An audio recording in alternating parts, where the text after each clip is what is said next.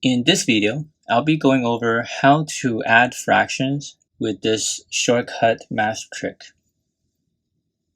Let's first place our attention to the center of the formula.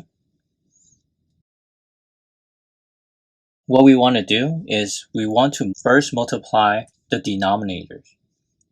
And the second step, we will be cross-multiplying the numerators. Let's go through some examples and see how this works. First one, 2/5 plus 1/3. So first, we will multiply the denominators. And that will be 5 times 3, 15. And then we will take 1 times 5, 2 times 3. So 2 times 3 is 6. 1 times 5 is 5. So we add them together. And that gives us 11 over 15. And that's the answer for example 1. In a traditional way, we used to find the least common multiples for the denominators. With this way, we're not doing that. Instead, we're multiplying the denominators together. But if the answer does come out where we need to simplify further, then we will simplify after. This is a good way to add fractions fast and get answer right away. So let's look at example 2. We have 1/7 plus 3/4. So 7 times 4, 28. 1 times 4 is 4. 7 times 3, 21. 25 over 28 is the answer.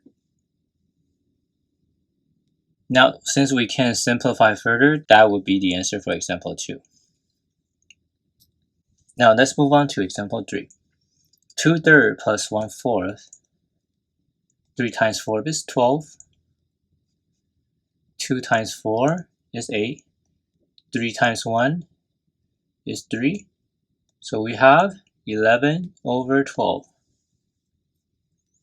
And this also does not require simplification, so that will be the final answer. Now moving on to fourth example, we have 5/6 plus 1/2. 6 times 2, 12. 5 times 2, 10. 6 times 1, 6. Now we have 16 over 12. Now 16 over 12, we can simplify further. So if we divide this by 4, we will have 4 over 3. So this is an example where we do need to simplify afterwards. Now for example 5, 8 times 3, 24. 3 times 3 is 9. 8 times 1 is 8. So we have 17 over 24.